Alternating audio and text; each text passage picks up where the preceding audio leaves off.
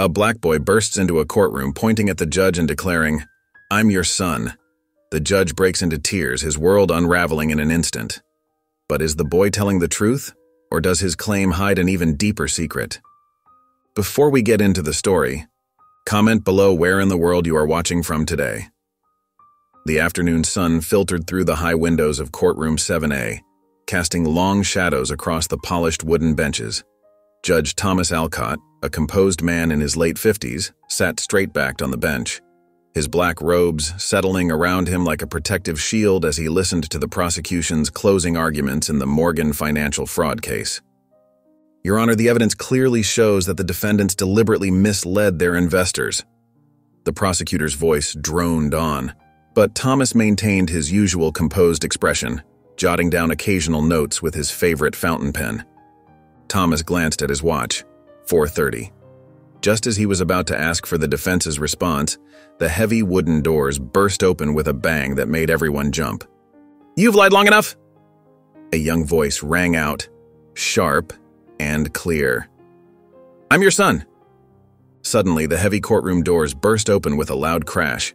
Gasps filled the air as a 15-year-old black boy strode down the center aisle. He was tall for his age, with dark skin and fierce eyes that burned with determination. His scuffed sneakers squeaked against the polished floor, and his rumpled navy blue school uniform hinted at a hurried journey. The boy stopped in the middle of the courtroom, his voice cutting through the stunned silence. "You've lied long enough," he shouted. "I'm your son." The courtroom froze. Reporters scribbled furiously and murmurs erupted from the gallery. Thomas's piercing blue eyes locked on the boy, and for a moment, he was utterly still. The boy's words hit Thomas like a lightning bolt, dragging him back to a time he had tried to forget. He wasn't looking at a stranger. He was looking at himself, years ago. Images from his childhood flooded his mind, standing in threadbare clothes in the middle of a courtroom where his own father had once abandoned him, leaving Thomas and his family to fend for themselves. He remembered the weight of being a boy, desperate for answers and recognition, fighting against a system that didn't care. The memory of his father's absence, the struggles of his youth, and the pain of feeling unwanted surged forward, breaking through the walls he had carefully built over the years. Thomas's hand trembled as it rested on the gavel. Tears welled in his eyes, unbidden and unstoppable. For the first time in decades, he felt the vulnerability of his past clawing at his carefully composed present. The boy's words stirred emotions he thought he had buried long ago.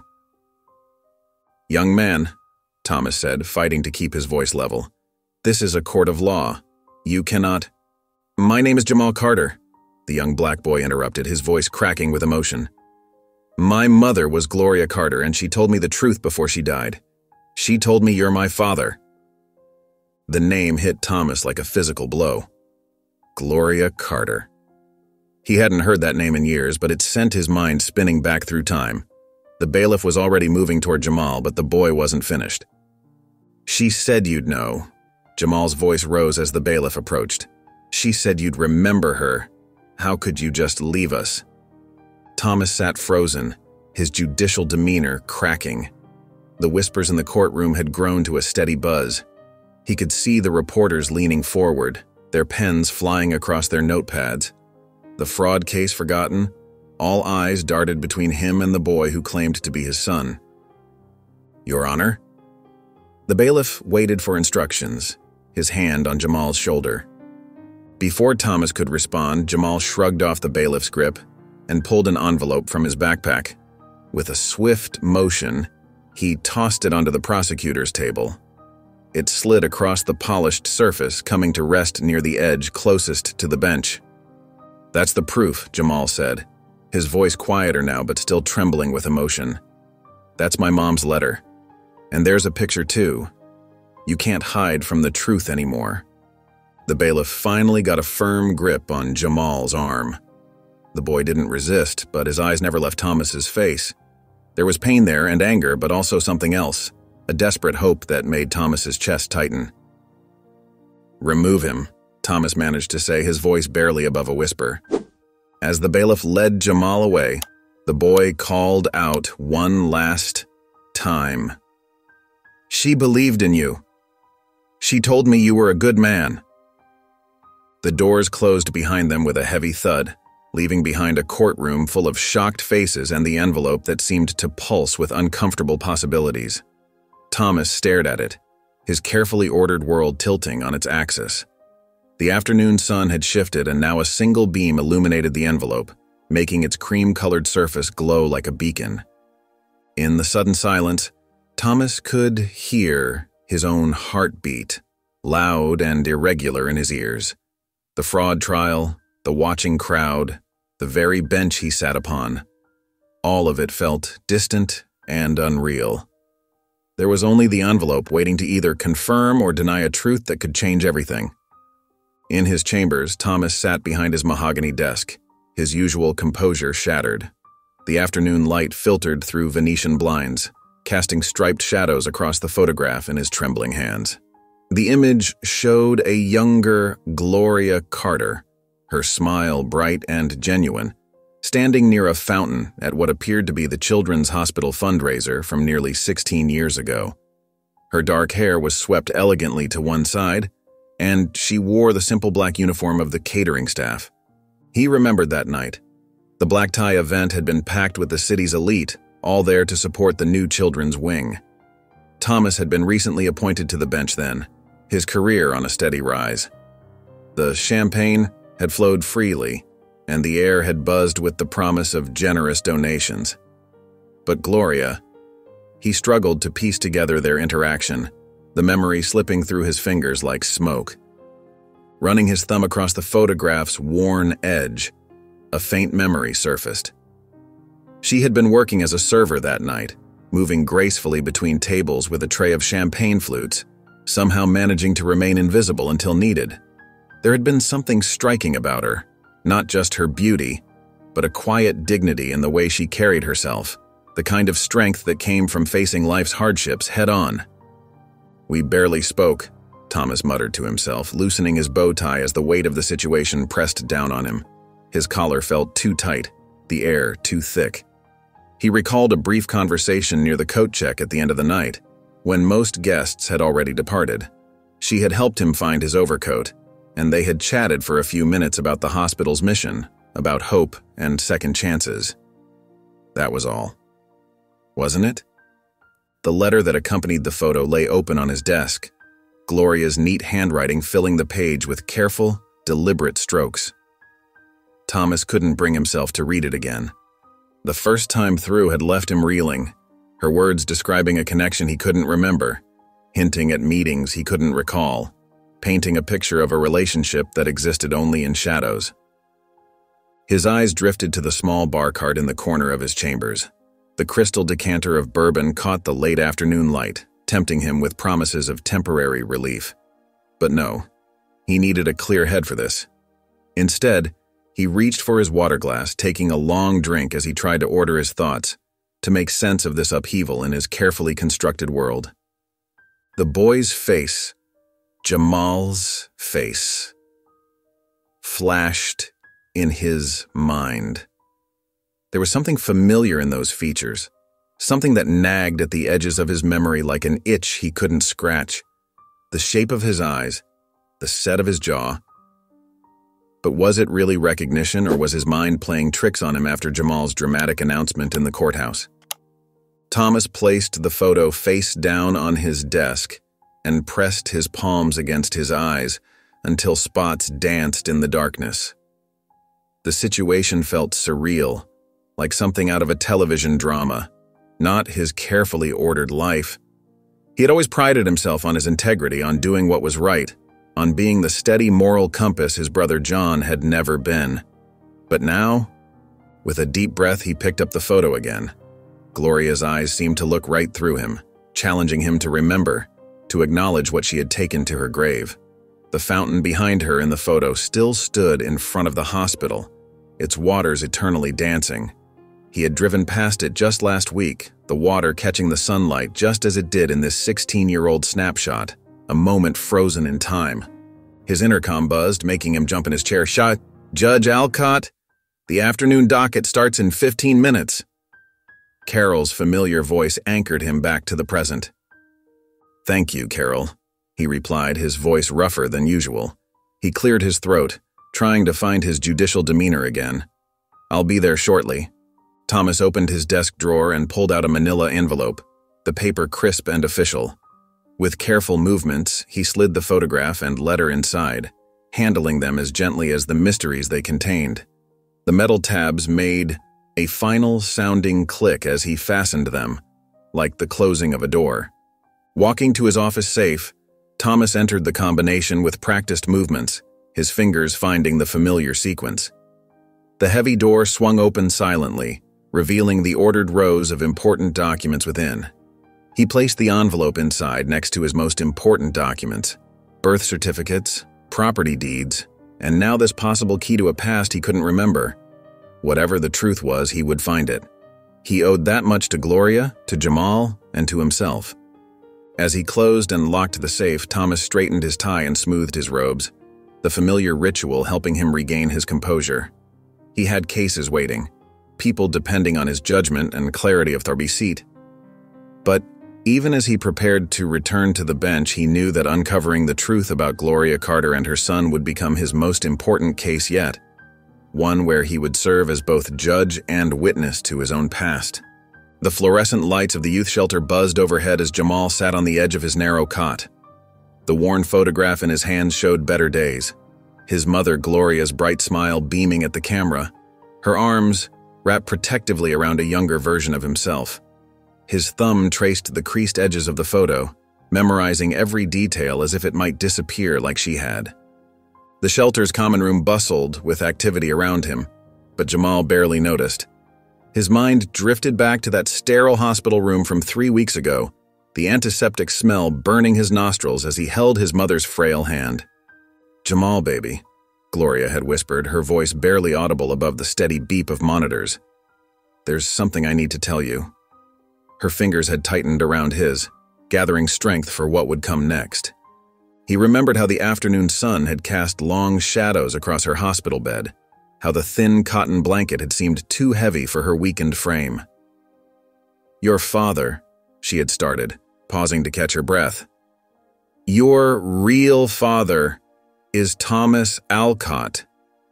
The name had meant nothing to Jamal then, but Gloria's eyes had filled with tears as she continued, "He's a judge now. A good man." "Mom, what are you talking about?"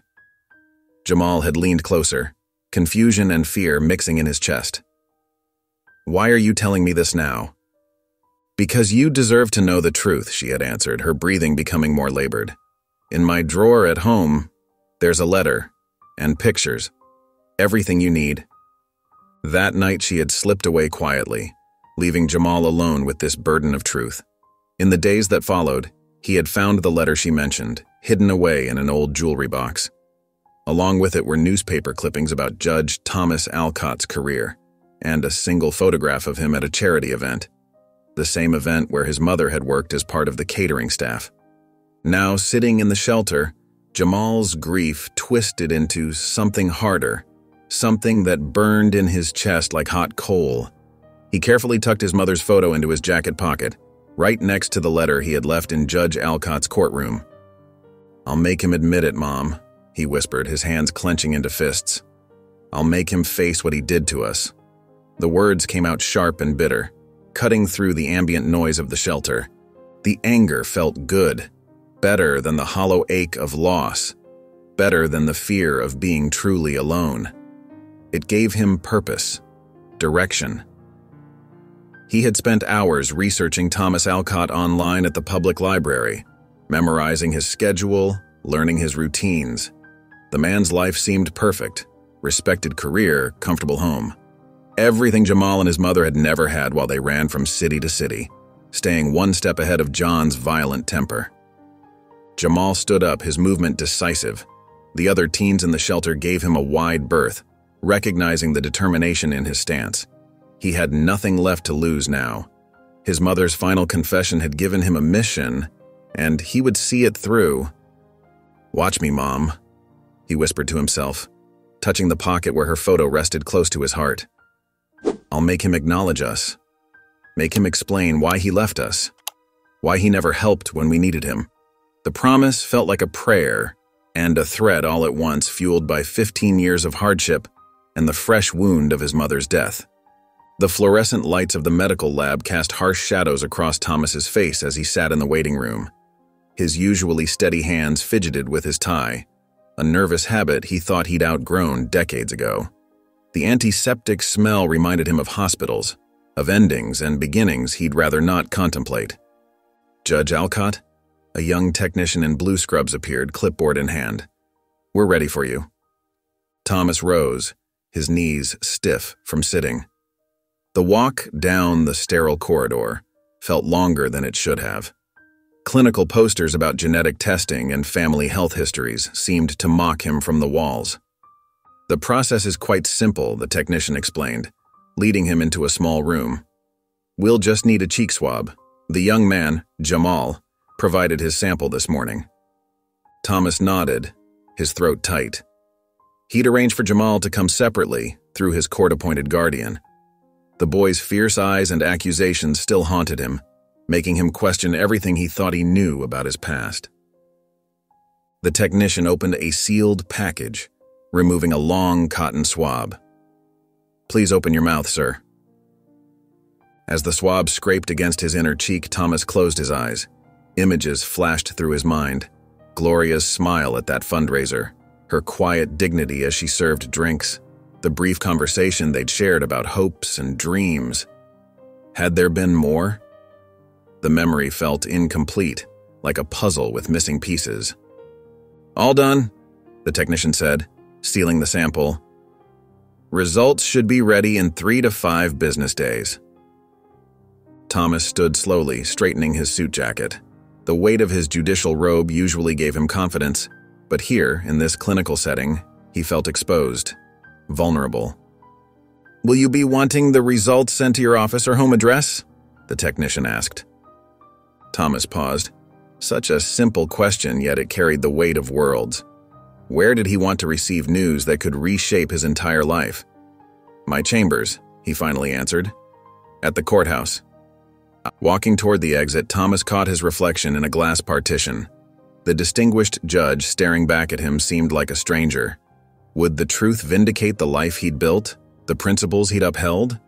Or would it reveal him as a man who had unknowingly, or worse, knowingly, abandoned his own flesh and blood?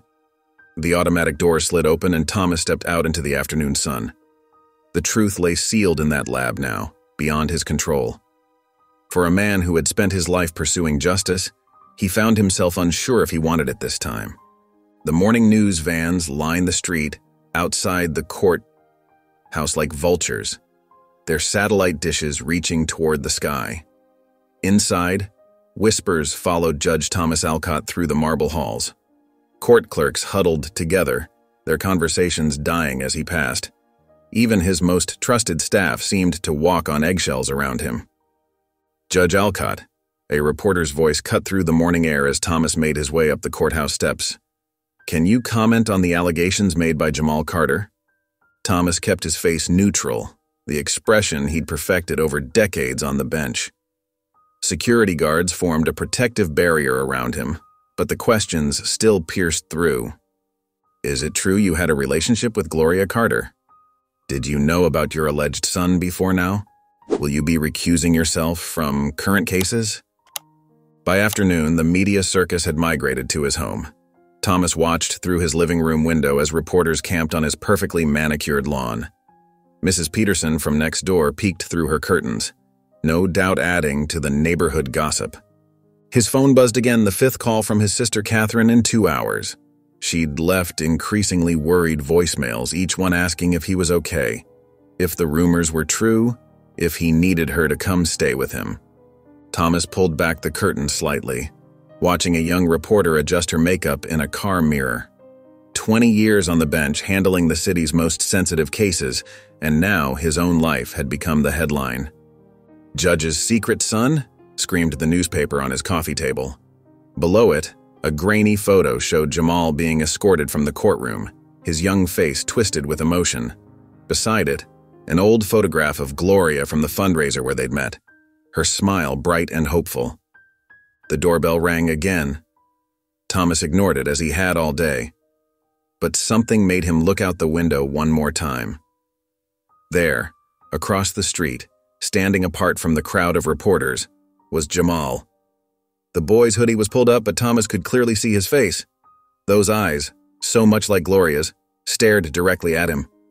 For a moment, time seemed to stop. The shouts of reporters faded away. The clicking cameras went silent. It was just Thomas and Jamal, separated by a street and 15 years of unknowns. Jamal's expression remained unreadable, a mix of challenge and something else. Perhaps hope, perhaps fear. Then, as quickly as he had appeared, the boy turned and melted into the crowd of pedestrians, leaving Thomas alone with his thoughts and the endless questions of strangers. Margaret's hands trembled as she held the photograph. She'd been organizing Thomas's desk drawer, something she did every few months, when she found it tucked beneath a stack of legal papers. The woman in the image was beautiful, with warm brown eyes and a gentle smile that seemed to reach through time. "Who is she? Thomas?" Margaret's voice cut through the silence of his home office. Thomas looked up from his laptop, his reading glasses perched on the edge of his nose. The moment he saw what Margaret held, his face paled. He slowly closed the computer and removed his glasses, buying time to compose himself. "That's Gloria Carter," he said quietly. "The mother of that boy? The one who burst into your courtroom?" Margaret's voice cracked slightly. "Why do you have her picture?" Thomas stood up and walked to the window, his shoulders tense. "I met her once, at a charity fundraiser. It must have been 15, maybe 16 years ago." "And you kept her photograph all this time?" Margaret's tone held a mix of hurt and disbelief. "Thomas, I need to know the truth. Was there something between you two?" He turned to face his wife of 30 years. The afternoon sun cast long shadows across the room, highlighting the worry lines on Margaret's face. "It was just one evening, Margaret. We talked for maybe an hour about her volunteer work with at-risk youth. That's all." "Then why keep her picture?" Margaret placed the photograph on his desk with deliberate care. "Why hide it in your drawer? And why does her son believe you're his father?" Thomas ran a hand through his silver hair. "I don't know why the boy thinks that. I barely knew Gloria." "You're not telling me everything," Margaret said, her voice steady but her hand still shaking. "I've been your wife for 3 decades, Thomas. I know when you're holding back." The grandfather clock in the hallway ticked loudly in the silence that followed. Thomas picked up the photograph, studying Gloria's face as if searching for answers. "There's nothing more to tell," he said finally, but his voice lacked conviction. Margaret watched him closely, noting how his fingers lingered on the edge of the photograph, how his eyes seemed unable to meet hers fully. After 30 years of marriage, she could read the subtle signs of his discomfort, like a familiar book. "I hope you know what you're doing, Thomas," she said quietly, turning toward the door. "Because that boy deserves the truth, whatever it might be." She paused in the doorway, her hand resting on the frame. "And so do I." Thomas remained silent, still holding the photograph as Margaret's footsteps faded down the hallway. Thomas sat in his chambers, staring at the sealed envelope from the DNA testing facility. The morning light filtered through the Venetian blinds, casting striped shadows across his mahogany desk. His hand trembled slightly as he reached for the letter opener. The clinical letterhead seemed to mock him with its professional detachment. Numbers, percentages, and scientific terminology filled the page, but his eyes zeroed in on the key findings highlighted in bold. Results indicate a significant genetic relationship between the tested parties. The genetic markers show a partial match consistent with either a father-son or uncle-nephew relationship. Further testing may be required for absolute confirmation of the specific familial connection. Thomas let the paper slip from his fingers. It drifted to the desk like a fallen leaf. His throat felt dry, and his chest tightened with each breath. The possibility he'd been avoiding now stared him in the face, but instead of clarity, It brought more confusion. Thomas pulled open his desk drawer and retrieved Gloria's photograph. He studied her smile, trying to remember more details from that fundraiser night. Had she mentioned John? Had she seemed familiar with his family already? The memories were frustratingly hazy, clouded by time and perhaps his own reluctance to remember. The intercom buzzed, startling him. "Judge Alcott, your 10 o'clock appointment is here." "Cancel it," he said, his voice hoarse. "Cancel everything for the morning." He stood up and walked to the window, the test results and photographs still on his desk. The courthouse square below bustled with activity, people moving with purpose, their lives simple and uncomplicated. Or perhaps they too carried secrets that could unravel at any moment. The partial match taunted him with its ambiguity. Father or uncle. The weight of either possibility pressed down on his shoulders. If Jamal was his son, he had missed 15 years of the boy's life.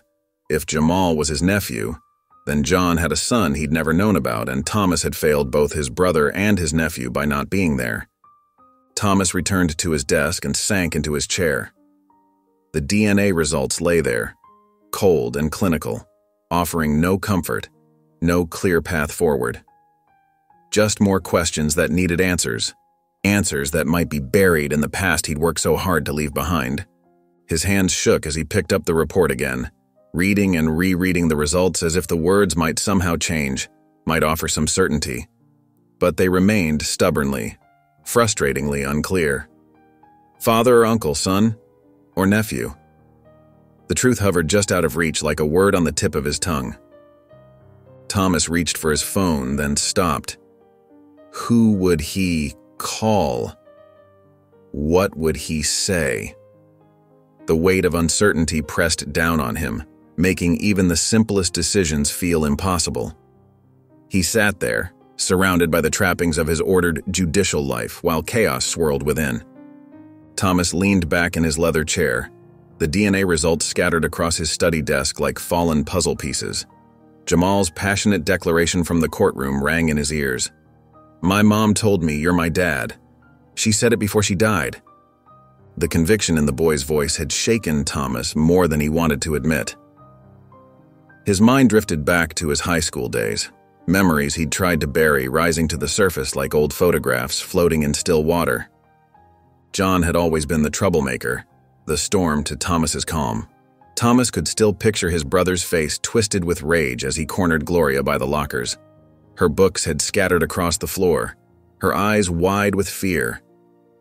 That day, Thomas had grabbed John's arm, pulling him away while whispering, "Not here.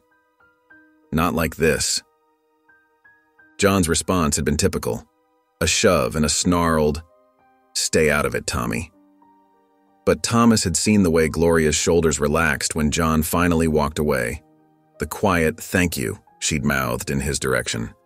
The memories shifted forward like scenes from an old movie reel. Years later, he'd been sitting alone in May's diner, reviewing case files over coffee, when Gloria slid into the booth across from him. Her hands had been shaking as she wrapped them around a cup of untouched coffee. "John's changed," she'd whispered, her eyes fixed on the steam rising from her cup. "I don't feel safe anymore." Thomas remembered the bruise she'd tried to hide with makeup, visible just below her collar. He'd offered help, legal advice, protection orders, resources for domestic violence victims. But Gloria had just shaken her head, gathered her purse, and hurried out of the diner. Man, now sitting in his study with the weight of Jamal's claim and the ambiguous DNA results before him, those memories took on new significance. The timeline matched. The pieces were there, but they formed two possible pictures, both equally disturbing. Was he looking at the aftermath of his brother's violence, or was there more to his own brief interactions with Gloria than he remembered? Thomas stood at his office window, watching the reporters camped outside the courthouse like vultures waiting for their next meal. His jaw tightened as he thought of Jamal facing that circus alone. The boy might not be his son, but he was family, one way or another. "Carol," he called to his assistant, "get me Judge Martinez on the line and find out which youth shelter Jamal Carter is staying at." Within hours, Thomas had arranged for Jamal to move to a secure apartment complex on the quiet side of town. It wasn't fancy, but it was safe and clean, a world away from the shelter's crowded dormitories. When Thomas arrived at the shelter to pick up Jamal, the boy's suspicion was evident in his rigid posture and narrowed eyes. He clutched a worn backpack to his chest like armor. "Why are you doing this?" Jamal demanded, not moving from his spot on the shelter's front steps. Thomas kept his distance, understanding the boy's wariness. "Because those reporters out there, they don't care about the truth. They just want a story, and they don't care who gets hurt in the process." Jamal's grip on his backpack loosened slightly.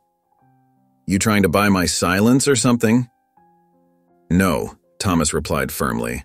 "I'm trying to protect you while we figure this out, that's all." The drive to the apartment was quiet, tension filling the car like thick fog. Thomas noticed Jamal's reflection in the rearview mirror, the boy's eyes taking in every detail of their surroundings, mapping escape routes. A habit learned from years of running from John's violence. At the apartment, Thomas showed Jamal around. "There's food in the fridge, clean sheets on the bed. The building has security, and I've arranged for a counselor to check in on you daily." Jamal ran his hand along the kitchen counter, his tough exterior cracking just slightly. "My mom," he started, then stopped, swallowing hard. "She always wanted a place like this. Somewhere quiet, where we didn't have to look over our shoulders all the time." Thomas felt a pang in his chest. He reached into his briefcase and pulled out a prepaid phone. "My private number is programmed in here, day or night if you need anything." "I don't need your charity," Jamal snapped, but his hand reached for the phone anyway. "It's not charity," Thomas said softly. "It's family." Something flickered in Jamal's eyes, hope perhaps, or fear of hope. He quickly looked away, but not before Thomas caught the shine of unshed tears. "Whatever," Jamal mumbled, but his voice had lost its edge. He moved to the window, looking out at the quiet street below. "No reporters out there?" "None," Thomas assured him. "And the building staff knows not to let any in." As Thomas prepared to leave, he noticed Jamal's backpack had been set down, no longer clutched like a lifeline. It was a small thing, but it felt like progress. "I'll check in tomorrow," Thomas said, pausing at the door. "Try to get some rest." Jamal nodded, still by the window. But as Thomas stepped into the hallway, he heard a quiet, "Thanks," follow him out. In his study, Thomas pulled out a dusty box from the highest shelf of his bookcase. His fingers trembled slightly as he lifted the lid, revealing stacks of old photographs bound together with faded rubber bands. The first bundle contained pictures from happier times, family gatherings at their parents' house, holidays, and birthdays. But as he dug deeper, he found what he was looking for: photos from John's brief marriage to Gloria. One photograph in particular made him pause. It showed John and Gloria at their small wedding reception. John's arm was wrapped tightly around Gloria's waist, his smile wide, but his eyes cold. Gloria's smile seemed forced, her body language tense even in the frozen moment. Thomas remembered that day clearly now. He had noticed bruises on Gloria's wrist when she reached for her champagne glass, carefully concealed under a delicate bracelet. When he had asked her about it later, she'd quickly pulled her sleeve down and changed the subject. Another photo showed the couple at a family barbecue. John stood slightly behind Gloria, his hand gripping her shoulder. To anyone else, it might have looked like an affectionate gesture, but Thomas now recognized the possessive nature of the grip. Gloria's eyes were downcast, her shoulders hunched. "How did I miss the signs?" Thomas whispered to himself, spreading more photos across his desk. The memories came flooding back. The way John would interrupt Gloria whenever she spoke at family gatherings. The phone calls that would make her jump. The way she would check with John before answering even the simplest questions. Thomas found a final photo, taken just weeks before Gloria had disappeared with a young Jamal. In it, Gloria stood at the edge of a family group shot, cradling baby Jamal. Her eyes held a haunted look that Thomas had tried to ignore back then. He remembered the last time he'd seen them together. John had been shouting at Gloria in their driveway, his face red with anger. When Thomas had intervened, John had smiled that charming smile of his and said they were just having a small disagreement. But Gloria's trembling hands had told a different story. The pieces started falling into place. Gloria's sudden disappearance with Jamal. The way she had moved from city to city, never staying in one place too long. And finally, her decision to name Thomas as Jamal's father on her deathbed.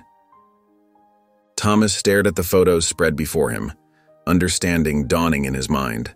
Gloria hadn't lied out of malice or manipulation. She had lied to protect her son, to give him hope instead of fear, to provide him with the image of a father who represented safety rather than danger. The weight of this realization settled heavily on Thomas's shoulders. Gloria had chosen him, not because he was Jamal's biological father, but because she had seen in him everything that John wasn't. She had given her son one final gift, the possibility of a father who could be trusted, who would protect rather than harm. Thomas gathered the photos carefully, each one now a piece of evidence in a tragic story he was only beginning to fully understand.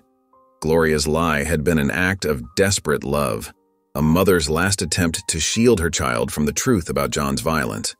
On a quiet Sunday afternoon, Thomas and Jamal sat in a small diner on the outskirts of town. Thomas had chosen this place carefully, away from prying eyes and reporters, where they could talk without interruption. Jamal stirred his chocolate milkshake slowly, his eyes fixed on the swirling pattern it made. "Mom always wanted to take me to places like this," Jamal said softly, "but we could never afford it. Most nights, dinner was whatever she could get from the dollar store." Thomas noticed how Jamal's fingers tightened around the glass when he spoke about his mother. The boy's voice carried a weight that seemed too heavy for his 15 years. "We moved around a lot," Jamal continued. "Sometimes in the middle of the night. Mom would wake me up and say we had to go right away. I'd grab my backpack. I always kept it packed, just in case." He paused, taking a small sip of his milkshake. "I used to think it was like an adventure, you know? But now I understand she was running from something. Someone." Thomas felt his chest tighten. He knew exactly who Gloria had been running from, but he stayed silent, letting Jamal tell his story. "The last place we lived was just one room," Jamal said. "Mom worked 2 jobs, cleaning houses during the day and working at a gas station at night. I barely saw her except on Sundays." His voice cracked slightly. "That's when she got sick. Really sick. We couldn't afford a doctor at first, and by the time we got to the hospital..." He trailed off, pushing the milkshake away. Thomas reached across the table, hesitating before placing his hand near Jamal's, not touching, but offering support. "You don't have to talk about it if you don't want to." "No, I want to," Jamal insisted. "Nobody else really wants to hear about it. They just look at me like I'm some kind of charity case." He straightened his shoulders.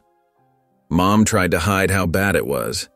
She'd still make me breakfast every morning, even when she could barely stand. She'd say, 'My boy's going to be somebody someday.'" Tears welled up in Jamal's eyes, but he blinked them back fiercely. "The night she died, she made me promise to find you. She said you were different, that you'd understand." He looked directly at Thomas. "I didn't believe her at first. I was so angry, but she never lied to me about important stuff." Thomas felt a deep ache in his chest. He thought about Gloria's choice to name him as Jamal's father. Not a lie, but a desperate attempt to protect her son. Looking at Jamal now, he saw not just a troubled teenager, but a survivor who had endured more hardship than any child should. "The shelter's okay," Jamal continued. "But it's not, He shrugged, leaving the sentence unfinished. "It's not home," Thomas completed quietly. Jamal nodded, his tough exterior cracking just slightly. "Sometimes I wake up and forget she's gone. Just for a second, you know? And then I remember all over again." Thomas watched as Jamal pulled himself together, straightening his shoulders and rebuilding his walls. In that moment, the DNA results seemed irrelevant. Thomas sat in his home office, carefully reviewing the documents from Jamal's backpack that the youth shelter had provided. The boy had agreed to let Thomas examine his papers to help sort out his legal situation. Most were typical.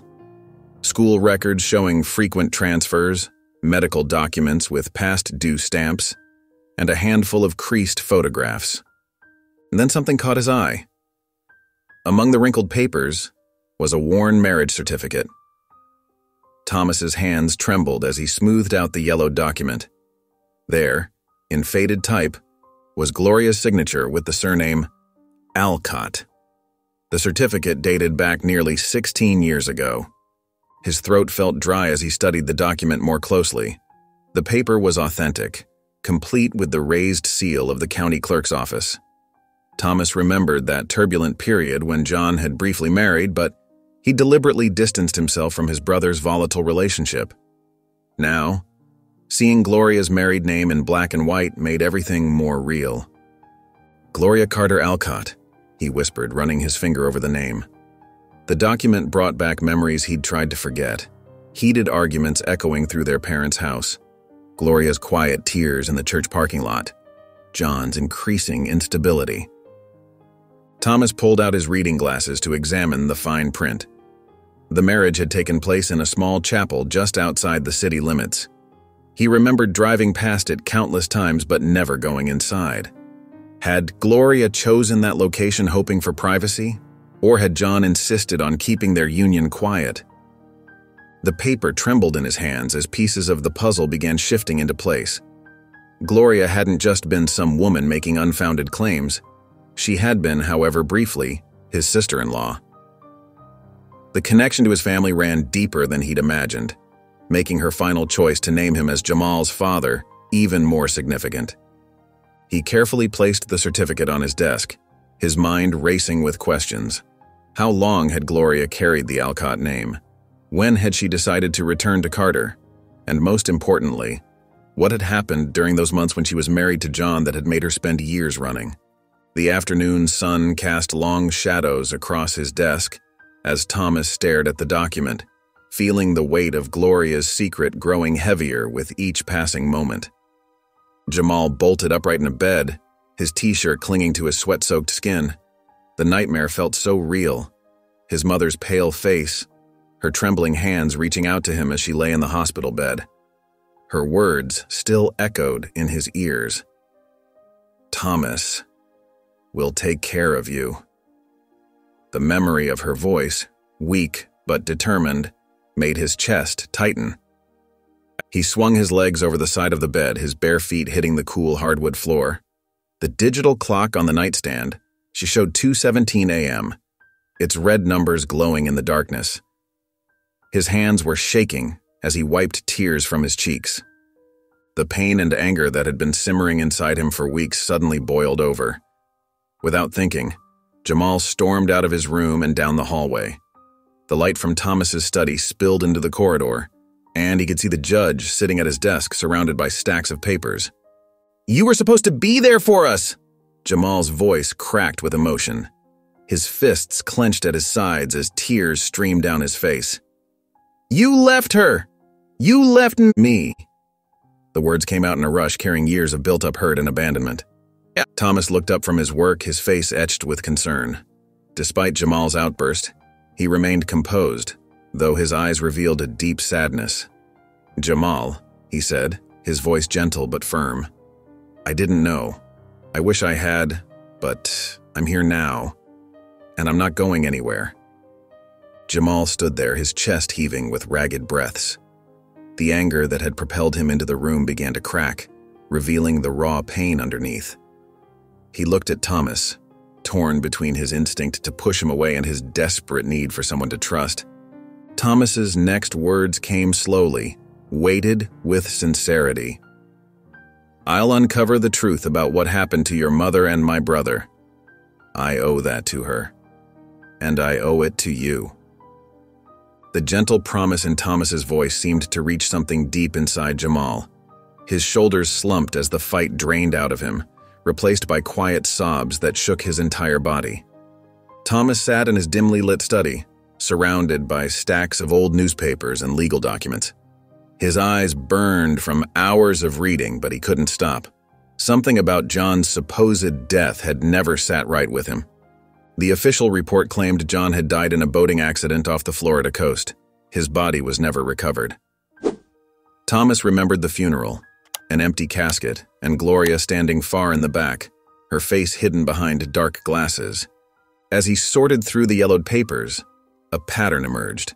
3 weeks before his death, John had withdrawn large sums of money from various accounts. Credit card records showed purchases of camping gear and survival supplies. Most telling was a newly issued passport under a slightly different name, Jonathan Alcott. Thomas's hands trembled as he spread the documents across his desk. The insurance claim filed after John's death had been substantial. The investigator's report noted suspicious circumstances, but ultimately ruled it an accident due to lack of evidence. It was all staged, Thomas muttered, running his fingers through his gray hair. A quick search revealed more irregularities. John had been facing multiple fraud charges and mounting gambling debts. Several angry creditors had threatened legal action. The timing couldn't have been coincidental. Thomas pulled up recent records using his judicial access. A man matching John's description, using the name Jonathan Alcott, had been spotted in Arizona just last year. The photo from a traffic violation showed an older version of his brother. Same sharp jawline, same cold eyes. His heart pounding, Thomas opened his laptop and began searching property records. Jonathan Alcott owned a small house in Sedona, purchased 6 years ago. The signature on the deed matched John's handwriting perfectly, just slightly altered to look different. Thomas sat at his desk, surrounded by fragments of old family records and documents, his eyes scanning an old police report on John Alcott's supposed death. Something didn't add up. The details of the car accident that had allegedly killed John were vague, almost deliberately so. Digging further, Thomas found a canceled life insurance claim and a report suggesting John had been seen alive months after his death. The realization hit like a thunderbolt. John had faked his death. Thomas's hands trembled as he thought about Gloria, forced to flee from a man who had escaped justice. She had lived in fear, raising Jamal alone, fabricating the story of Thomas as Jamal's father to protect her son from the truth. The truth hit Thomas like a physical blow. His brother hadn't died. He'd orchestrated an elaborate disappearance to escape his problems, leaving Gloria behind to face the consequences alone. The realization made Tomas's stomach turn. All these years, while Gloria struggled to raise Jamal, John had been living free from responsibility under a new identity. The implications were staggering. If John was alive, he was not only Jamal's real father, but also a fugitive from justice. Thomas stared at the traffic violation photo, seeing the same manipulative glint in his brother's eyes that he remembered from their youth. Thomas sat in Dr. Olivia Chen's office, his hands clasped tightly in his lap as she explained the detailed DNA analysis results. The sterile walls of her genetics lab seemed to close in around him as she pointed to various charts and diagrams spread across her desk. The sharp scent of disinfectant hung in the air, making the moment feel even more clinical and stark. Even the soft hum of the laboratory equipment seemed to underscore the gravity of the situation. You see, Judge Alcott, while there is definitely a familial match, the genetic markers clearly indicate an uncle-nephew relationship, not father-son, Dr. Chen explained, her voice gentle but firm. She adjusted her wire-rimmed glasses and leaned forward, her dark hair falling slightly forward as she gestured at the documents. The DNA patterns show approximately 25% shared genetic material, which is consistent with what we'd expect between an uncle and nephew. These markers here and here make it quite clear. Thomas nodded slowly, his throat tight. Though he'd suspected this truth for weeks, having scientific confirmation made it feel overwhelmingly real. His fingers drummed nervously against his knee, creating a quiet rhythm that matched his racing heartbeat. And you're absolutely certain? Yes, the results are conclusive. Dr. Chen handed him a detailed report, her expression sympathetic as she watched him process the information. We ran the analysis 3 times to be completely sure. There's no room for doubt. Back in his car, Thomas stared at the report until the words blurred together. His hands trembled slightly as he gripped the steering wheel, the leather cool beneath his sweaty palms. His brother John, a man who had faked his own death and abandoned his family, was Jamal's biological father. The weight of this truth pressed heavily on Thomas's chest, making each breath feel like a struggle. The afternoon traffic moved around him, but he barely noticed it. He thought about Jamal, who had already endured so much loss and disappointment in his young life. The boy had clung to his mother's deathbed words about Thomas being his father like a lifeline, his dark eyes filled with such desperate hope. It had given him something to hold on to, a sense of belonging, and a reason to keep going after Gloria's death. Those words had been a final gift from a mother to her son, wrapped in love and protective instinct. Now Thomas would have to shatter that hope.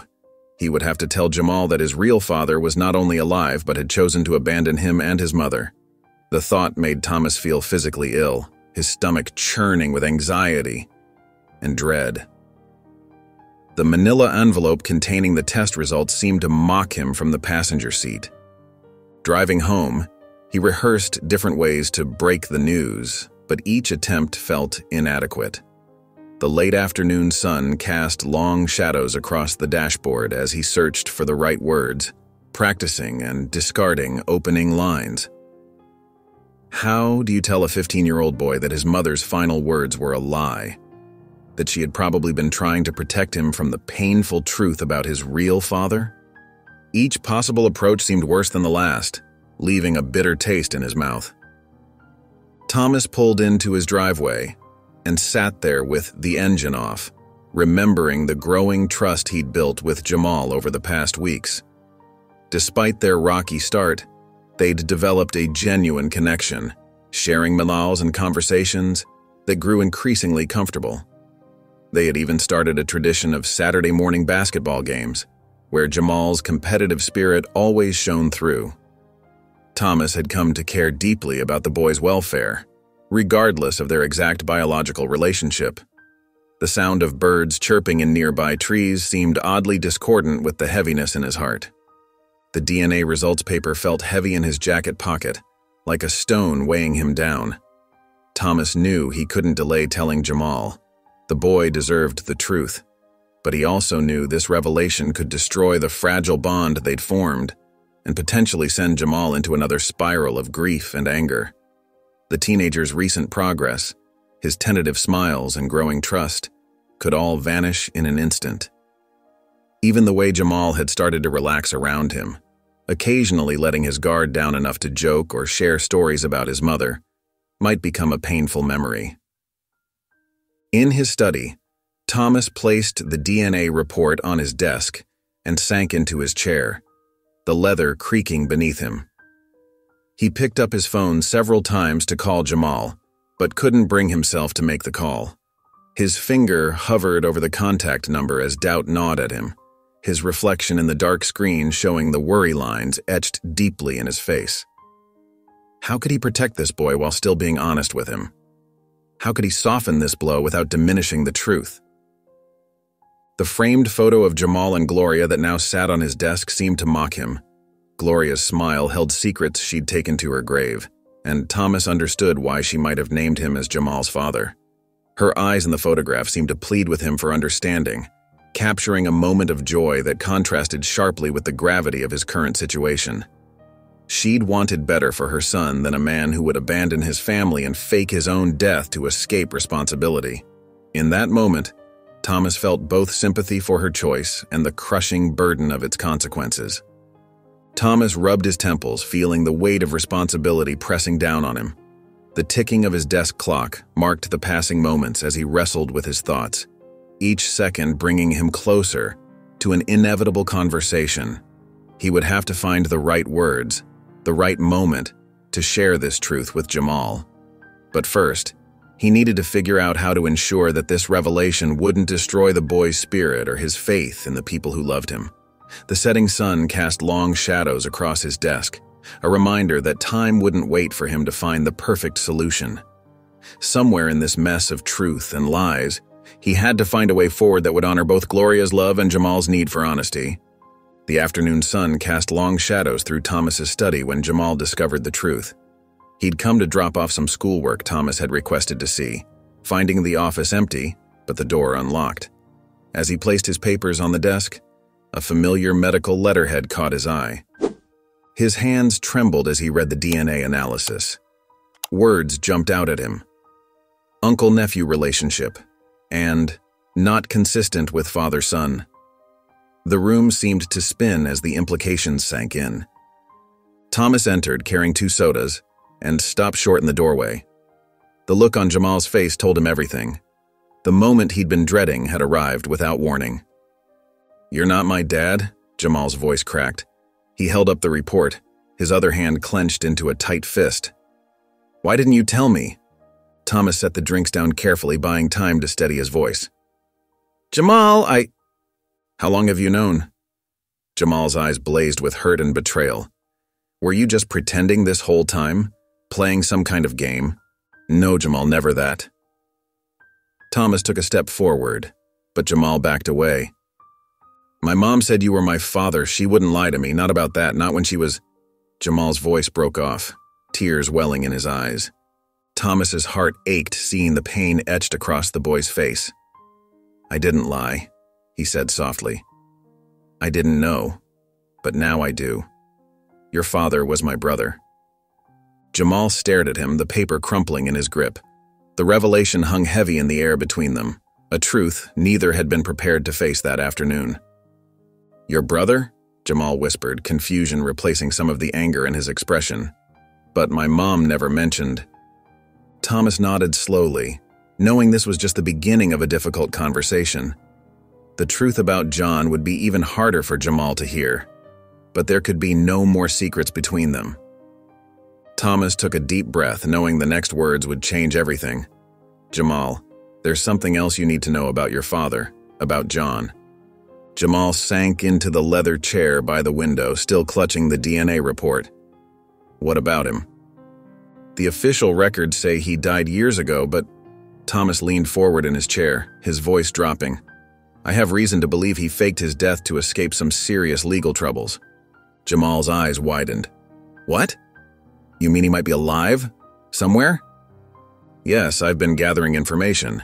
Thomas pulled out a thick folder from his desk drawer. "Bank records show suspicious activity right before his supposed death. There were large withdrawals, and some accounts were emptied completely." As Thomas spread the documents across his desk, Jamal moved closer, his earlier anger temporarily forgotten in the face of this new revelation. But why would he do that? John was always in trouble. Debts, legal problems, angry creditors. It got worse over time. Thomas hesitated before adding, "He wasn't a good man, Jamal, especially to your mother." Jamal's jaw tightened. "What do you mean?" "I saw them together in high school, the way he treated her." Thomas shook his head. "There were incidents, times when I had to step in." Jamal stared at the papers, his hands trembling slightly. "My mom never talked about him much, just that he was gone." "Would you—" Thomas cleared his throat. "Would you be willing to help me look into this? There might be clues in your mother's belongings, things that could help us understand what really happened." Jamal looked up, studying Thomas's face. For the first time, he saw not a judge or a potential father, but someone who genuinely wanted to help him find the truth. "Yeah," Jamal said quietly. "I want to know everything." They spent the next hour going through the documents together. Thomas explained the patterns he'd noticed, the inconsistencies in John's death certificate, the strange timing of certain events. Jamal listened intently, occasionally adding details about his mother's life that filled in crucial gaps.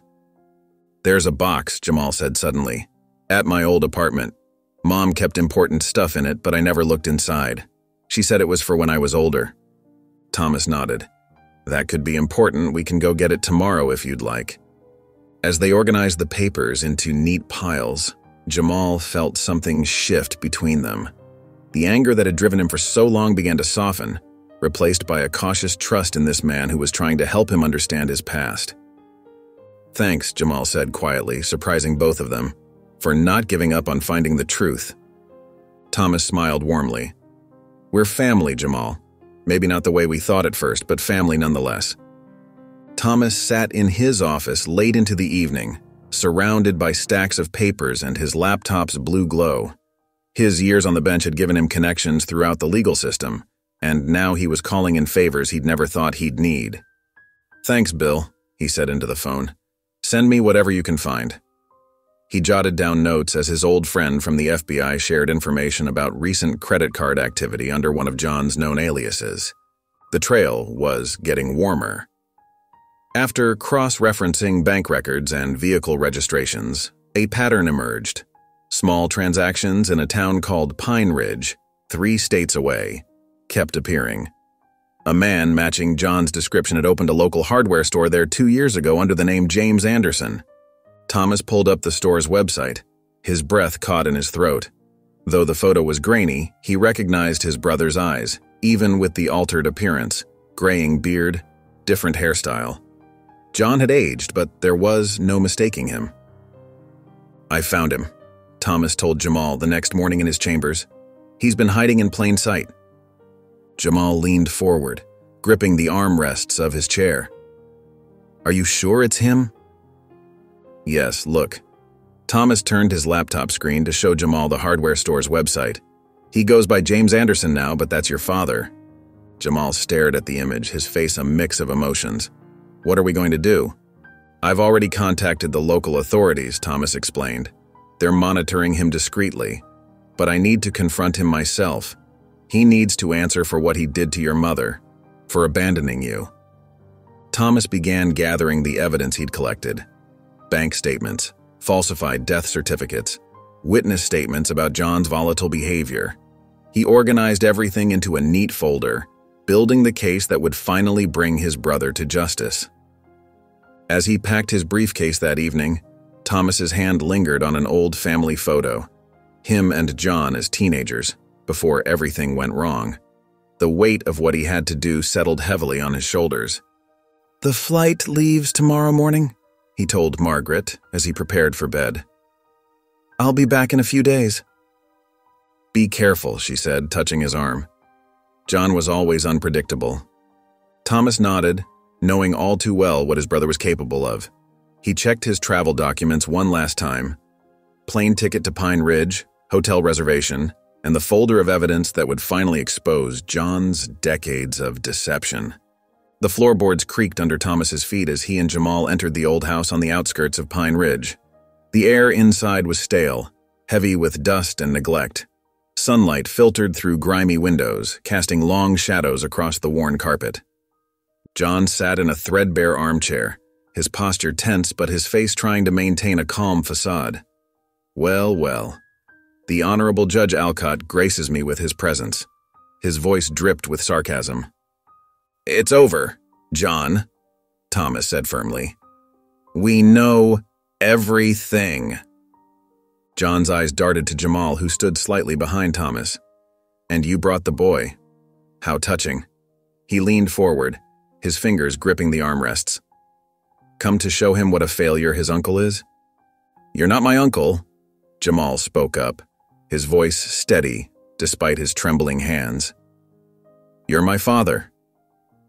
A bitter laugh escaped John's throat. And who told you that, Gloria? He stood up suddenly, making Jamal step back. Always the perfect brother, weren't you, Thomas? Even now, playing hero to my son. You abandoned us, Thomas responded, keeping his voice level. You chose to run away, fake your death, start a new life while Gloria struggled to raise your son alone. Abandoned?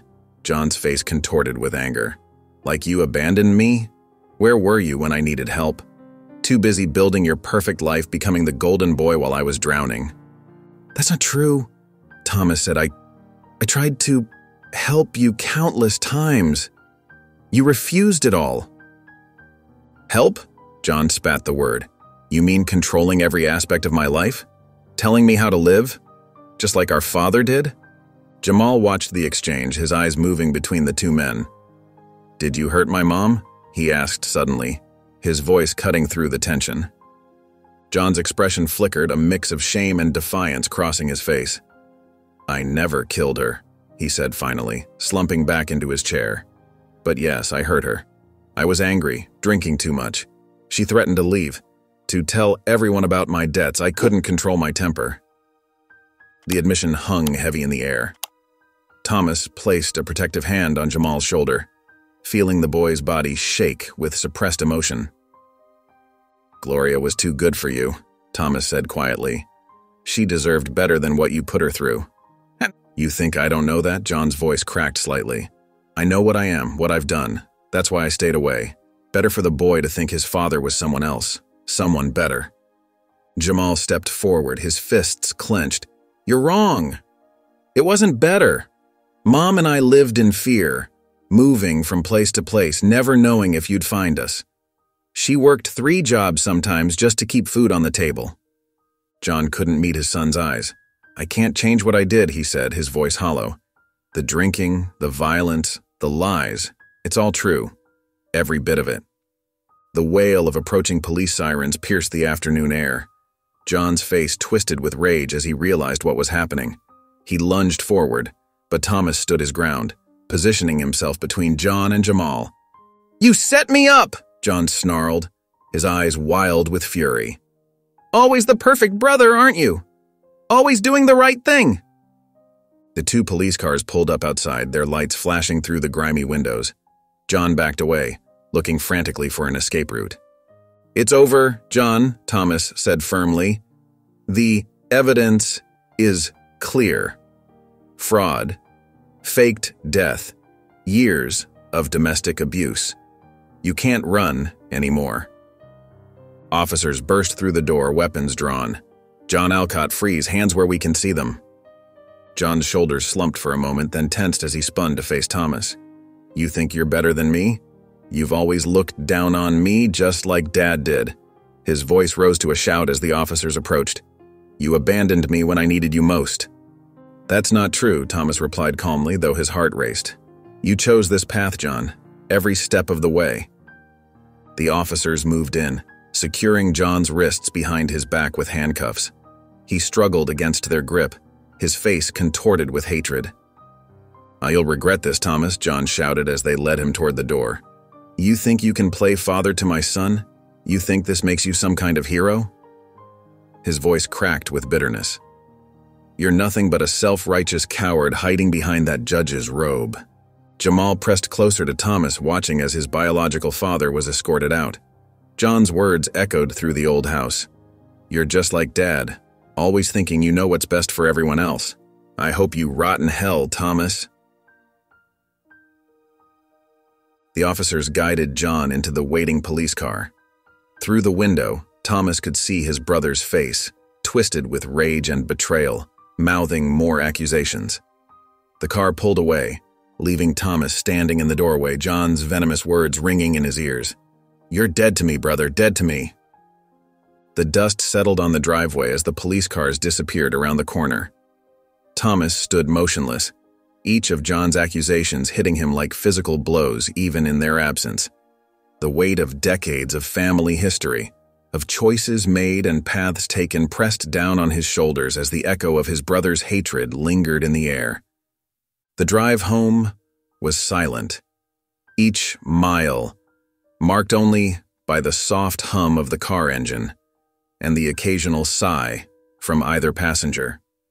Thomas kept glancing at Jamal in the rearview mirror, noting how the teenager stared blankly out the window, his shoulders tense and his hands clenched in his lap. When they finally pulled into Thomas's driveway, neither made a move to get out. The setting sun cast long shadows across the dashboard, and the house before them seemed too quiet, too normal for the weight of what they'd just experienced. "You okay?" Thomas asked softly, turning in his seat to face Jamal. Jamal's jaw tightened. "I don't know." His voice was barely above a whisper. "That man, he's really my father?" Thomas nodded slowly. "By blood, yes, but Jamal, biology doesn't define family." "Mom lied to me." Jamal's words carried a mixture of hurt and confusion. She told me you were my father. Why would she do that? Thomas took a deep breath. I think she was trying to protect you, John. Your father, he hurt her badly. She probably wanted to give you hope for something better. Tears welled up in Jamal's eyes, but he blinked them back fiercely. I saw the way he looked at me, like I was nothing, just something else to be angry about. They finally made their way inside. The house felt different now, charged with emotion and unspoken words. Jamal sank into the living room couch, looking lost and small against the cushions. I keep thinking about Mom, Jamal said, his voice breaking. All those times we had to move in the middle of the night. The courtroom buzzed with anticipation as Judge Thomas Alcott stood before his peers. For the first time in his career, he wasn't wearing his judicial robes. Instead, he wore a simple gray suit, standing as a witness rather than a judge. His hands rested lightly on the podium as he began to speak, his voice steady but filled with emotion. Your Honor, before this court passes judgment on John Alcott, I feel compelled to speak about the true victim in this case, Gloria Carter. Thomas paused, his eyes finding Jamal in the gallery. The teenager sat straight-backed, his expression guarded but attentive. Gloria Carter was a woman of extraordinary courage, Thomas continued. She fled an abusive situation with nothing but her young son and hope for a better future. She worked multiple jobs, moved from place to place, all to protect her child from harm. The courtroom fell silent as Thomas's words carried weight through the air. She made difficult choices that some might question. But every decision she made was driven by a mother's love and desperate need to protect her son. His voice grew stronger as he spoke about Gloria's sacrifices. She could have sought revenge. She could have exposed John's crimes years ago. Instead, she chose to focus on giving her son a chance at a better life. She wanted Jamal to believe in good men, in justice, in hope. Thomas's eyes misted slightly, but his voice remained clear. When she told Jamal I was his father, it wasn't a malicious lie. It was a dying mother's last gift to her son, the hope of something better than the violence and fear she had known. In the gallery, Jamal's tough exterior cracked slightly. A single tear rolled down his cheek as he listened to Thomas speak about his mother. Your Honor, John Alcott's crimes go beyond fraud and identity theft. He stole years of peace from a woman who only wanted safety for her child. He forced them to live in constant fear, moving from city to city, always looking over their shoulders. Thomas straightened his shoulders, his voice carrying the weight of conviction. The system failed Gloria Carter once. We have a chance now to ensure that her sacrifices weren't in vain, to show her son that justice, though delayed, will be served. As Thomas concluded his testimony, Jamal sat perfectly still in the gallery, his eyes fixed on the man who had become more than just an uncle to him. The truth of his parentage no longer seemed to matter as much as the bond they had formed, a bond built on understanding, protection, and genuine care. The autumn breeze rustled through the trees as Thomas pulled up to the high school entrance. Jamal sat in the passenger seat, his backpack clutched tightly on his lap. It was his first day at Roosevelt High, and despite his attempts to appear casual, his nervousness showed in the way he gripped the straps. You've got this, Thomas said softly, recognizing the anxiety in his nephew's eyes. Remember, if anything feels overwhelming, you can call me. Jamal nodded, his expression softening slightly. I know, it's just different. Having someone to call, I mean. The past few weeks had brought gradual changes to both their lives. Thomas had converted his home office into a bedroom for Jamal, letting him choose the paint color and furniture. The walls were now a deep blue, covered with posters of basketball players and musicians. It wasn't much, but it was Jamal's first real room of his own. Mrs. Chen in the guidance office knows your situation, Thomas explained. She'll help you catch up on any subjects you need. Yeah, okay. Jamal's voice carried a hint of his old defensiveness, but there was trust there too now. Thanks, Uncle Thomas. The title still felt new on Jamal's tongue, but it brought a warmth to Thomas's chest every time he heard it. They were finding their way, slowly but surely. As the weeks passed, Thomas watched Jamal's transformation with quiet pride. The boy who had burst into his courtroom, full of anger and pain, was gradually finding his footing. His grades improved steadily, and his teachers reported growing participation in class discussions. One evening, Thomas found Jamal at the kitchen table, surrounded by textbooks and notepads. He was working on a history project, his face scrunched in concentration as he wrote. "Need any help?" Thomas offered, setting down 2 mugs of hot chocolate. Jamal looked up, a small smile playing at his lips. "Nah, I got it. But..." He hesitated, then pushed his essay across the table. "Maybe you could read it over when I'm done." Thomas nodded, his heart swelling at this simple request for guidance. It was in these small moments that their bond grew stronger. Homework help, shared meals, quiet conversations about their days.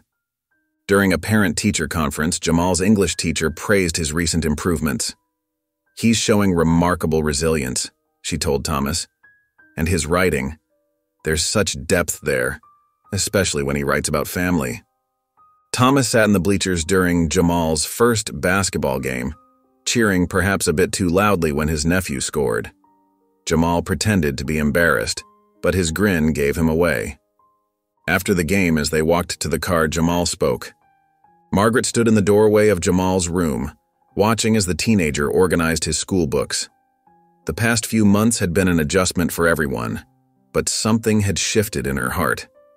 The initial shock and suspicion had given way to understanding and compassion. "Need any help with those?" she asked softly. Jamal looked up, his expression guarded but less defensive than before. "I'm okay, Mrs. Alcott." "Margaret," she corrected gently. "You can call me Margaret." She stepped into the room, taking in the basketball trophies that now lined his shelf. The space had transformed from a stark guest room into a teenager's sanctuary. Her gaze fell on a framed photo of Gloria on his nightstand. "Your mother was beautiful," Margaret said her. "Thomas told me how brave she was, protecting you all those years." Jamal's shoulders tensed, then relaxed. "Yeah, she was the strongest person I knew." Margaret sat on the edge of his bed. "I want you to know something, Jamal. I was wrong at first. I let fear and doubt cloud my judgment. But seeing you and Thomas together, watching how much you both needed this connection, I understand now." Tears welled in Jamal's eyes, but he blinked them back quickly. Margaret pretended not to notice, giving him time to compose himself. Thomas appeared in the doorway, his expression softening at the sight of them together. Margaret stood and walked to her husband, taking his hand. "I was thinking," she said, "maybe we could turn that empty space in the backyard into a basketball court. Give Jamal somewhere to practice at home." Jamal's eyes widened. "Really?" Thomas squeezed Margaret's hand, understanding the gesture for what it was: acceptance, support, love. "That's a great idea," Thomas said. "We could work on it together, make it a family project." The word family hung in the air, delicate, but strong. Margaret watched as Jamal's face lit up with a genuine smile, one that reminded her of Thomas's rare moments of unbridled joy. Later that evening, as they sat around the dinner table, Margaret brought out a photo album she'd been working on. Inside were new pictures: Jamal at his basketball games, Thomas and Jamal working on homework, candid shots of their growing family moments. "I thought we could add these." The autumn breeze rustled through the cemetery's maple trees, scattering golden leaves across the well-maintained grounds. Thomas stood a few steps back, giving Jamal space as the teenager knelt before his mother's headstone. The polished granite marker was simple but dignified, just like Gloria had been. Jamal carefully arranged a bouquet of white lilies, Gloria's favorites, he'd told Thomas, at the base of the stone. His fingers traced the engraved letters of her name, and his voice came out soft but clear. "Thank you, Mom, for leading me to him." Thomas felt his throat tighten. He remembered Gloria's quiet strength, her determination to protect her son at all costs. Now he understood why she'd named him as Jamal's father. She'd known that John would never be the parent Jamal needed. Jamal remained silent for a moment, then continued speaking to his mother. I know why you did what you did now. You were right about Uncle Thomas. He's been taking care of me, just like you wanted. Thomas stepped forward, placing a gentle hand on Jamal's shoulder. The boy didn't shrug it off anymore. Instead, he reached up and squeezed Thomas's hand briefly. I wish I could have helped her more, Thomas said quietly. She came to me that one time, but I didn't understand how bad things were with John. Jamal shook his head. She never blamed you. She used to tell me stories about the kind judge who helped people. I didn't know she meant you, but she always smiled when she talked about you. A ray of sunlight broke through the clouds, warming their faces. Thomas noticed how Jamal's features had softened over the past months, the angry lines giving way to something more peaceful. Margaret's making your favorite tonight, Thomas said after a while. That chicken dish you like. The one with the special sauce? Jamal's eyes lit up slightly. That's the one. Thomas smiled, remembering how Margaret had spent weeks perfecting the recipe just for Jamal. They stood together for a few more minutes, the silence between them comfortable now. The wind picked up, sending more leaves dancing around Gloria's grave. Jamal reached out and brushed a few away from the headstone. Ready? Thomas asked gently. Jamal nodded, rising to his feet. He touched the headstone one last time, a gesture of farewell and love. As they turned to leave, a profound sense of peace settled over them, as if Gloria herself was watching, approving of the bond that had grown between uncle and nephew. They walked slowly through the rows of headstones, their footsteps crunching on fallen leaves. The late afternoon sun cast long shadows across the cemetery grounds, but neither of them felt the usual heaviness that came with such visits. Instead, there was a lightness, an acceptance that while Gloria was gone, her final gift to them both had been each other. Thomas sat in his study, turning the prison envelope over in his hands. His brother's familiar jagged handwriting marked the return address. After 3 weeks of silence following John's arrest, this letter felt like a ticking bomb. With a deep breath, he opened it carefully, unfolding the lined paper inside. Dear brother, the letter began. The words pressed hard into the paper. I suppose you're feeling pretty proud of yourself right now. The Honorable Judge Alcott, always doing the right thing. Thomas's jaw tightened as he continued reading. You were always Mom and Dad's golden boy, weren't you? Perfect Thomas who never made mistakes, who never got his hands dirty.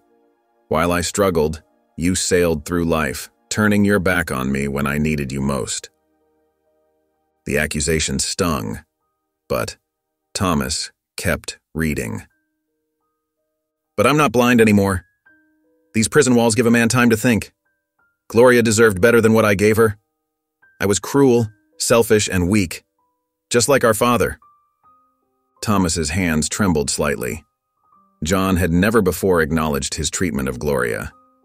Still, you could have helped me back then. Instead, you chose your precious reputation.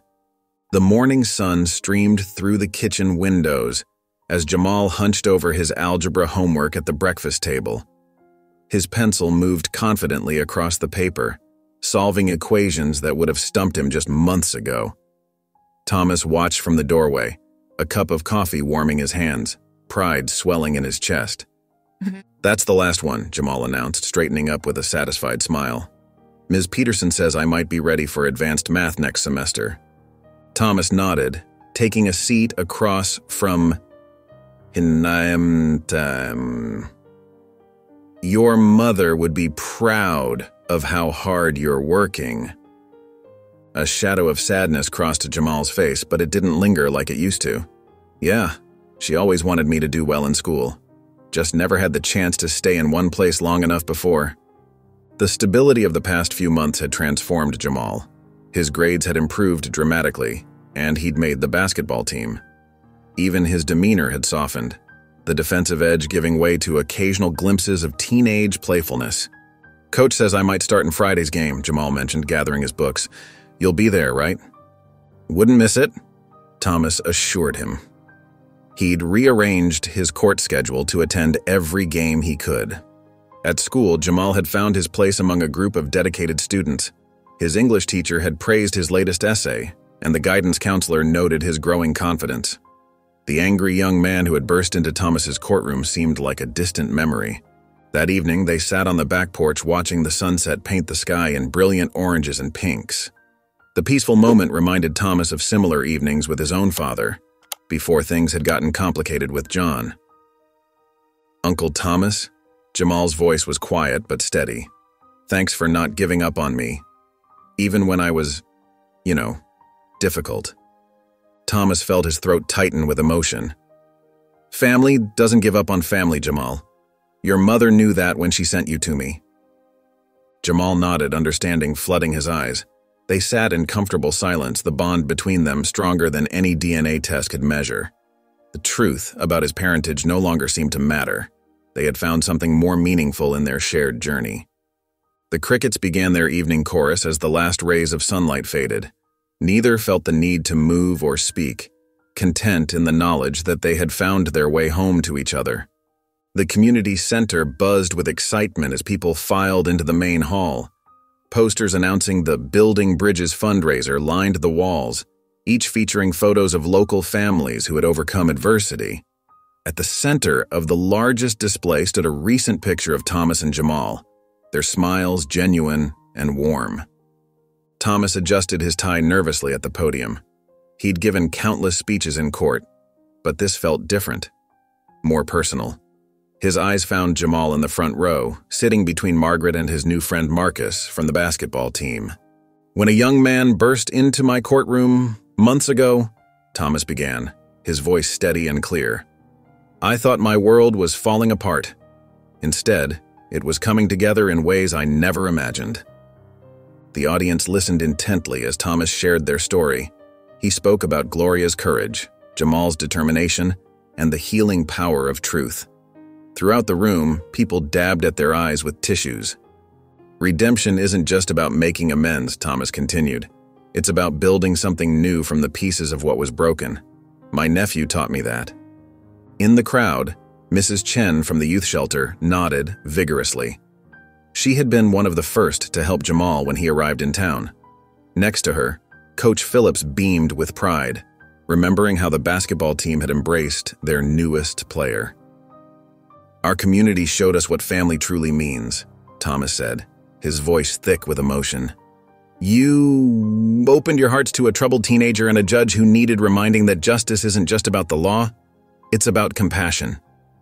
The mayor stepped forward, presenting Thomas and Jamal with a Community Service Award. The applause was thunderous, but Thomas barely heard it. His attention was fixed on Jamal's face, watching as his nephew's expression transformed from embarrassment to pride. As people gathered around them afterward, sharing stories and offering support, Jamal stood tall beside his uncle. The defensive posture he'd carried for so long had melted away. Here, surrounded by people who had become extended family, he finally felt at home. Margaret squeezed his shoulder gently. "Your mother would be so proud," she whispered.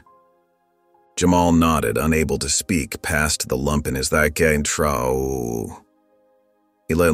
raked around at the familiar faces, his teachers, teammates, neighbors, all people who had become part of his story. For the first time since losing his mother, he felt truly surrounded by family.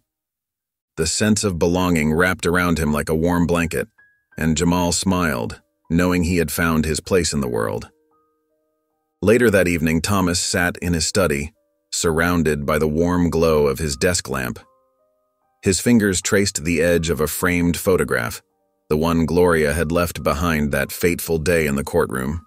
How different things looked now, how much had changed since then. He remembered the gut-wrenching uncertainty when Jamal first appeared, claiming to be his son. The DNA results that had initially seemed like a dead end had actually opened a door to something precious, a chance to heal old wounds and create new bonds. "Sometimes the best gifts come wrapped in chaos," Thomas murmured to himself, smiling as he heard Jamal's laughter echoing from the kitchen downstairs. The past months had transformed them both.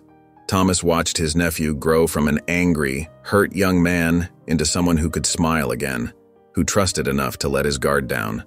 The basketball trophies on the shelf, the report cards filled with A's and B's, the college brochures scattered on Jamal's desk, all testament to his remarkable resilience.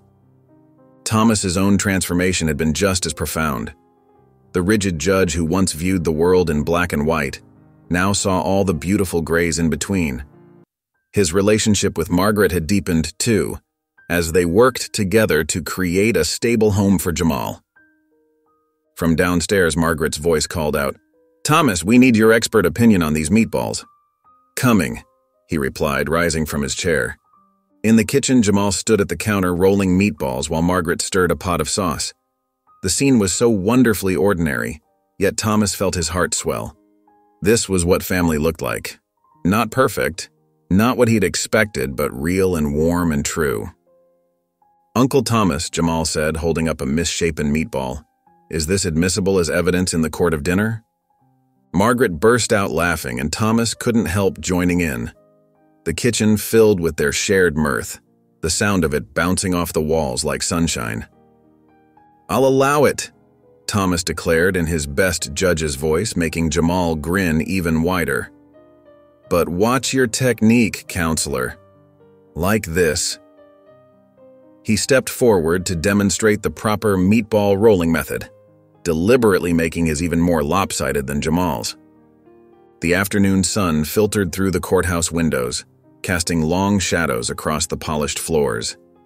Judge Thomas Alcott stood before his peers, not as a judge today, but as a witness to the power of truth and redemption.